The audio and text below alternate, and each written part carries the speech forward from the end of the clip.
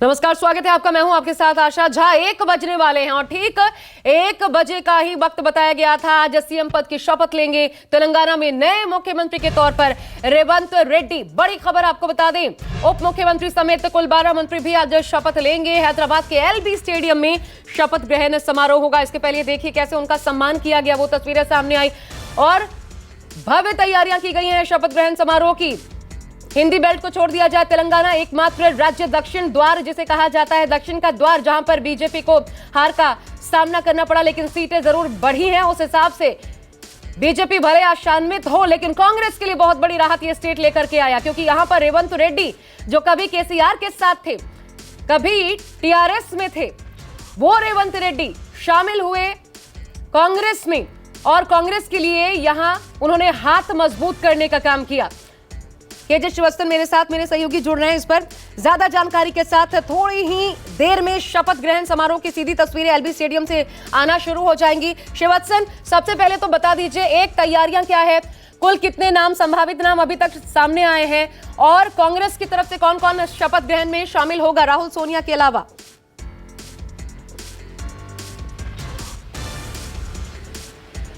जी देखिए, कांग्रेस यदि सबसे पहले तैयारियों की बात की जाए तो कांग्रेस के लिए सबसे बड़ा दिन है 10 साल के बाद, क्योंकि साल 2014 में जब तेलंगाना आंदोलन अपने चरम पे था तो यूपीए की केंद्र में सरकार थी और यूपीए की सरकार की तरफ से सोनिया गांधी पर लगातार प्रेशर था कि अलग तेलंगाना राज्य का गठन किया जाए और यूपीए ने तेलंगाना के लोगों की भावनाओं का ध्यान रखते हुए संयुक्त आंध्र प्रदेश का 2 टुकड़े किए और उसके तेलंगाना राज्य अलग बनाया। और वहां पर कांग्रेस को उम्मीद थी कि अलग राज्य बनने के बाद जिस तरह से बातें सामने आ रही थी कि कांग्रेस वहां पर सत्ता में आएगी, लेकिन जो अलग तेलंगाना राज्य के लिए मूवमेंट चलाने वाले थे टीआरएस पार्टी, उसके केसीआर वहां पर मुख्यमंत्री बन गए। उसके बाद कांग्रेस को 10 साल का लंबा इंतजार करना पड़ा। हालांकि जब पिछली बार विधानसभा चुनाव हुए थे और केसीआर ने करीब 8 महीने पहले अपनी सरकार बर्खास्त कर दी थी, तब भी कांग्रेस को उम्मीद जगी थी कि वह उसके कम से कम 5 साल बाद ही सही अलग राज्य बनने के उसे सत्ता में आने का मौका मिलेगा, लेकिन उस वक्त भी ऐसा नहीं हुआ। लेकिन अब 10 साल बाद कांग्रेस के लिए वो जश्न मनाने का वक्त है जो वह अलग तेलंगाना राज्य बनते वक्त उसने जो सपना देखा था सत्ता में तेलंगाना के आने की, तेलंगाना को डेवलप करने की। अब जरा रेवंत रेड्डी के बारे में भी बताता हूं, जो कि तेलंगाना के मुख्यमंत्री के रूप में शपथ लेने वाले हैं। यदि तेलंगाना की बात की जाए तो रेवंत रेड्डी तेलंगाना के तीसरे मुख्यमंत्री होंगे टेक्निकल रूप से। हालांकि 2 मुख्यमंत्री हैं, क्योंकि के चंद्रशेखर राव जो टीआरएस की पार्टी से थे, जिन्होंने बाद में बीआरएस पार्टी बनाई थी, वे 2 बार मुख्यमंत्री रहे, तो उनका नाम 2 बार आएगा और तीसरी बार के तेलंगाना में अब रेवंत रेड्डी बन रहे हैं। रेवंत रेड्डी की खास बात यह है कि वह चंद्रबाबू नायडू की पार्टी तेलुगु देशम पार्टी के सदस्य थे, काफ़ी एक्टिव माने जाते थे जब तेलंगाना का आंदोलन चल रहा था। उस वक्त तेलंगाना में यदि चंद्रबाबू नायडू के बाद कोई एक्टिव रूप से अलग तेलंगाना राज्य को समर्थन कर रहा था, क्योंकि चंद्रबाबू नायडू के सामने सबसे बड़ी परेशानी थी कि वे तेलंगाना का राज्य बनाने को लेकर खुलकर कुछ भी नहीं बोल पा रहे थे। आंध्र प्रदेश के साथ था, वे खुद आंध्र से आते हैं, तस्वीरें भी बीच बीच में दिखा रहे हैं शिवचंद। ये मंच की तस्वीरें इस वक्त निकलकर सामने आई है। रेवंत रेड्डी थोड़ी देर में यहां पर पहुंचेंगे, उनकी भी झलक देखने को मिलेगी। उनके चेहरे पर मुस्कान लगातार देखने को मिल रही है। सम्मान किया गया, शायद वो सपना जो उन्होंने देखा भी ना हो वो उनका पूरा हो रहा है, लेकिन उसके लिए उसके पीछे उनकी जी तोड़ मेहनत भी है और वो मेहनत आज रंग लाई है। संभावित नाम जो है श्रीवास्तव, जरा जल्दी से वो बता दीजिए, कौन कौन से नाम आज कुल मिलाकर के उप मुख्यमंत्री को लेकर के 12 नाम है?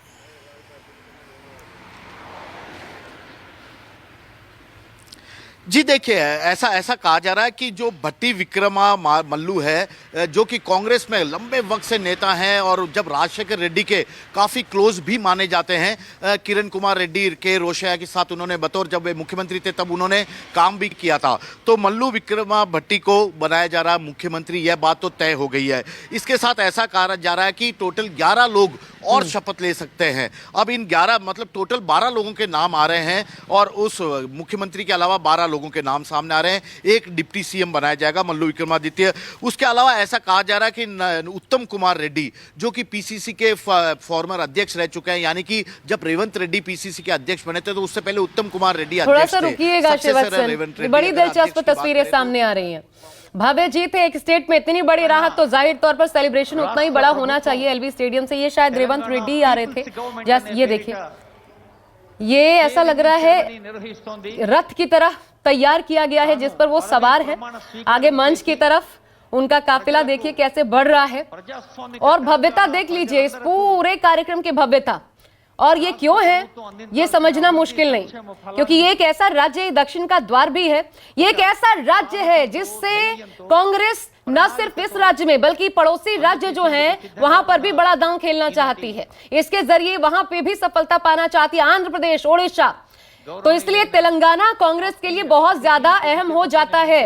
लेकिन हिंदी भाषी बेल्ट में श्रीवत्सन बहुत लोगों को रेवंत रेड्डी के बारे में जानकारी नहीं है कि अचानक से ये कौन सा चेहरा जो कि मुख्यमंत्री भी बन रहा है, एक युवा करिश्मेटिक नजर आते हैं, युवा दिखते हैं। इनके बारे में जरा बताइए, इनके परिवार के बारे में जरा बताइए, इनके बारे में क्या इनका इतिहास रहा है श्रीवत्सन, जितना हो सके कम शब्दों में।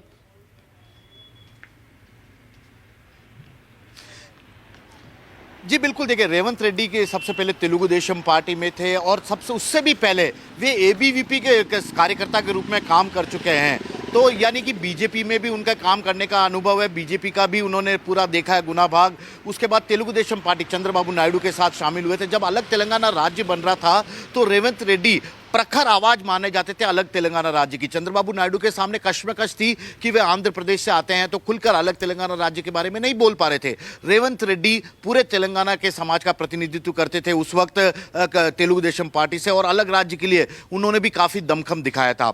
अब जहां तक जब 2014 में अलग तेलंगाना राज्य विभाजित हुआ और तो उसके बाद जब टीआरएस की सरकार बन गई है वहां पर, तो उसके बाद लगातार रेवंत रेड्डी कोशिश कर रहे थे, लेकिन टीडीपी उन्हें जमी नहीं, क्योंकि तेलंगाना में टीडीपी पार्टी का, चंद्रबाबू नायडू की पार्टी का कोई बड़ा अस्तित्व नहीं है।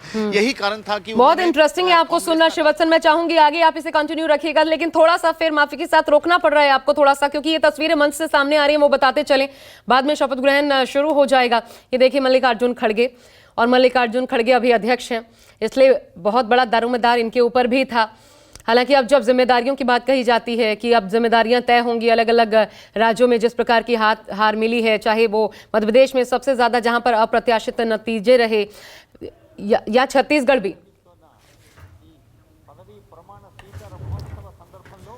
तो ये देखिए ये महत्वपूर्ण हो जाता है कि उनकी भूमिका किस तरीके से तय होती है। लेकिन वहां पर आप देख सकते हैं माहौल किस प्रकार का है। पूरा का पूरा एलबी स्टेडियम जो है वो सजाया गया है, उसको समारा सजाया गया है। ये देखिए सोनिया गांधी, अब उनका काफिला एकदम जिस तरीके से सब आ रहे हैं एक एक करके, ये देखिए रेवंत रेड्डी उनके साथ, सोनिया गांधी, और चेहरे पर मुस्कान आप समझ सकते हैं। ये बड़े दिनों बाद कांग्रेस के लिए इतनी खूबसूरत तस्वीर हमें देखने को मिली है ये, और इसलिए ये जश्न जो है वो उसी प्रकार का देखने को मिल रहा है।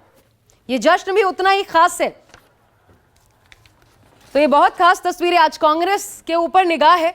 रेवंत रेड्डी, ये देखिए पूरा फूल मालाओं से सजाया गया है। इस पूरी की पूरी पिक्चर को अगर आप देखें, जबरदस्त भीड़, पूरा एलबी स्टेडियम जो है वो लबालब भरा हुआ है। वहां पर भारी तादाद है लोगों की। आमजन जो देखना चाहते हैं रेवंत रेड्डी को, देखिए एकदम एक सामान्य नेता की तरह। राजभवन और उनके इर्द गिर्द अगर आपको कोई नजर आ रहा है, सोनिया गांधी के इर्द गिर्द आपको जमाड़ा नजर आ रहा है, उसमें GADN protocol and political department. तो ये तस्वीरें बहुत खास हो जाती है आज के दिन, क्योंकि कांग्रेस आज के दिन को यादगार बनाना चाहती है। देखिए क्या है, दरअसल इंडिया गठबंधन जो है उसको भी एक मैसेज देना है यहां से। ये सिर्फ इसे इस तरीके से मत मानिए कि ये सिर्फ तेलंगाना में एक नॉर्मल सा शपथ ग्रहण समारोह हो रहा है, माना भी नहीं जा सकता इससे। दरअसल क्या हो रहा है, दरअसल इसके माध्यम से मैसेज गिविंग है। इंडिया गठबंधन की जो बैठक हुई है जिसमें कल सहयोगी हिस्सा लेने पहुंचे, जहां पर कई सवाल कांग्रेस के ऊपर दाग दिए गए, दरअसल वहां पर अपनी मजबूती दर्ज करवानी है, क्योंकि बड़े भाई की भूमिका कांग्रेस निभाना चाहती है। बहुत ज्यादा दूर 2024 का चुनाव है नहीं, आप ये बखूबी जानते हैं। उन तमाम चीजों को देखते हुए देखिए एक बेहद सिंपल सा चेहरा आपको नजर आ रहा है रेवंत रेड्डी का। एक व्हाइट शर्ट में वो नजर आ रहे हैं, और ज्यादातर भीड़, भले वो सीएम बन रहे हो, लेकिन ज्यादातर भीड़ आपको सोनिया गांधी के इर्द गिर्द नजर आ रही है। तो ये बहुत बड़ी बात हो जाती है। और ओडिशा आंध्र प्रदेश पर निगाह। अब आगे की जो स्ट्रैटेजी है वो ये कि तेलंगाना के जरिए जो आसपास के राज्य हैं उन्हें साधा जाए। ये मानना पड़ेगा कि दक्षिण के राज्यों की बात करें तो वहां पर बीजेपी के मुकाबले, बीजेपी क्योंकि सबसे बड़ी धुर विरोधी पार्टी है, जिससे सीधी सीधी टक्कर है तो वो बीजेपी है। तो दक्षिण का द्वार तेलंगाना के जरिए और ज्यादा बढ़त जो है पूरे दक्षिण में बनाने की ये कोशिश होगी। दक्षिण मायने रखता है क्योंकि यहां लगभग साफ बीजेपी का, भले सीटें बढ़ी लेकिन इसके बावजूद वहां पर सरकार कितनी बना पाएगी बीजेपी या फिर कितनी मजबूत हो पाएगी, बहुत ज्यादा वक्त उस मेहनत में भी बाकी नहीं रह गया है। लेकिन ये तस्वीरें देखिए, अब आपको मल्लिकार्जुन खड़गे यहां पर नजर आ रहे हैं। हालांकि मैं आपको ये भी बता दूं परेशानियां भी यहां पर कम नहीं है। क्यों? क्योंकि अभी 3 राज्य जहां पर हार का सामना करना पड़ा है वहां पर जिम्मेदारी तय किए जाने की बात कही जा रही है। राजस्थान की बात की जाए, अशोक गहलोत ऐसा लगता है कि साइडलाइन होंगे और सचिन पायलट सामने आएंगे। एक जो परिदृश्य देखने को मिल रहा है, युवा चेहरों पर भरोसा जताया जाएगा, युवा चेहरों को आगे किया जाएगा, क्योंकि ये लड़ाई जो है ये सिर्फ और सिर्फ इन विधानसभा चुनाव की नहीं थी, 2023 की नहीं थी। याद रखिए, लिटमस टेस्ट जरूर था। असली लड़ाई जो होगी वो 2024 की होगी और उसी लड़ाई का सामना करने के लिए कांग्रेस खुद को मजबूती से तैयार कर रही है। मंच सज चुका है। प्रियंका गांधी के भी पहुंचने की खबर थी। मैं श्रीवत्सन को भी जोड़ना